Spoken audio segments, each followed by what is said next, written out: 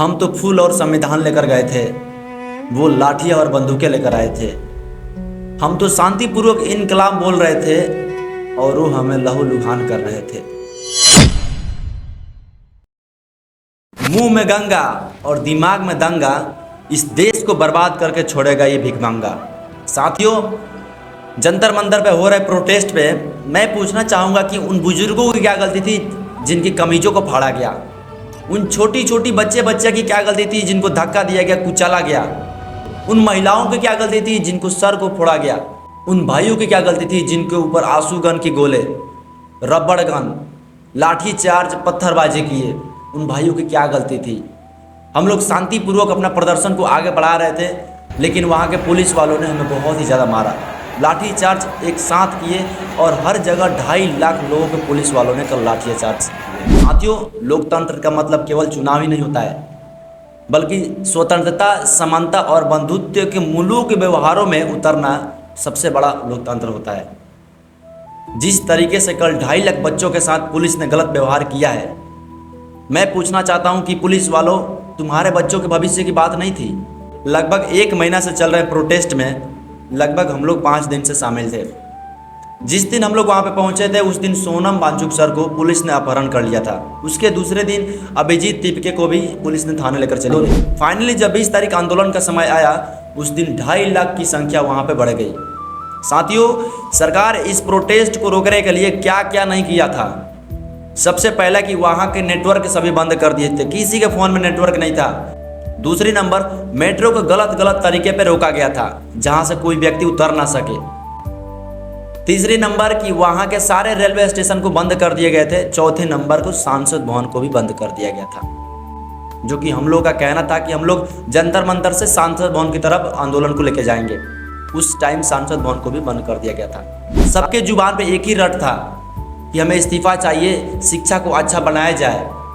साथियों, जितने भी बीजेपी के सरकार हैं, उन सभी के बच्चे यहाँ से फॉरेन कंट्री में पढ़ते हैं और हम सब गरीबों के बच्चे, हम सब गरीब यहाँ के सरकारी स्कूलों में पढ़ते हैं जहाँ की विधि व्यवस्था बिल्कुल ही खराब है। कल वहाँ पे जितने भी संख्या थी, सभी शांतिपूर्वक हम लोग प्रोटेस्ट को आगे बढ़ा रहे थे। प्रदर्शन पे सभी लोग गए थे और अपना प्रदर्शन शांतिपूर्वक बैठ के कर रहे थे। और वहाँ पे हम लोगों को संभालने के लिए एक ही मर्द वहाँ पे आया था, वो है चंद्रशेखर आज़ाद। उन्होंने सभी बच्चों को, जितने भी हमारे भाई वहाँ पे पहुँचे थे, जितने भी स्टूडेंट थे, सबको अपने तरीके से समझा रहे थे कि हम लोग शांतिपूर्वक प्रदर्शन को करेंगे, लफड़ाबाजी का कोई समस्या नहीं आना चाहिए।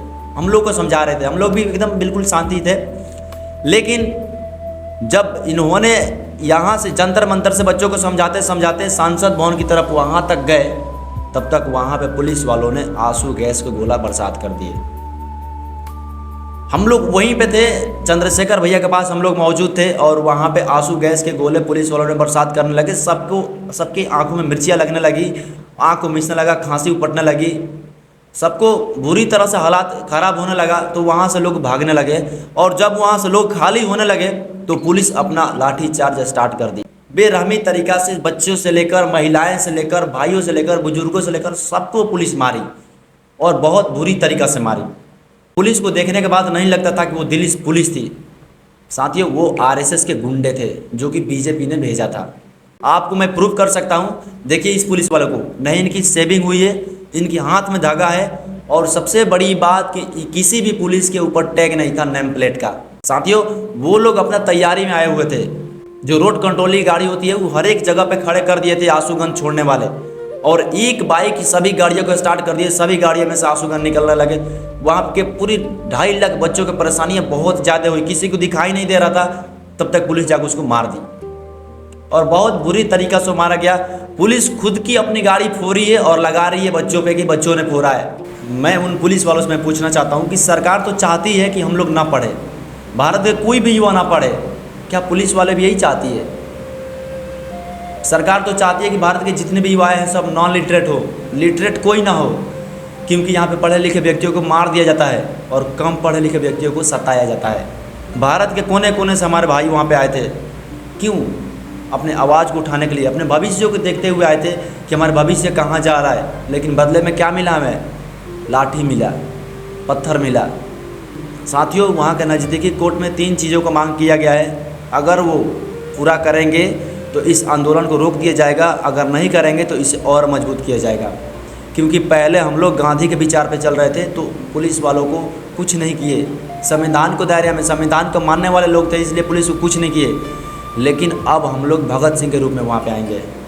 सबसे पहले पॉइंट था कि सोनम वांगचुक सर को पुलिस उठा कर लेकर गई है, उनका एक वीडियो को रिवील किया जाए कि सभी पब्लिक देखना चाहती है आखिर वो कैसे हैं। दूसरा मांग ये था कि जितने बच्चे नीट के एग्ज़ाम को लेकर आत्महत्याएं किए हैं उनके घर पे 1-1 करोड़ रुपए की राशि और 1-1 नौकरी देने का काम करें। तीसरा मांग था कि एजुकेशन मिनिस्टर को इस्तीफा।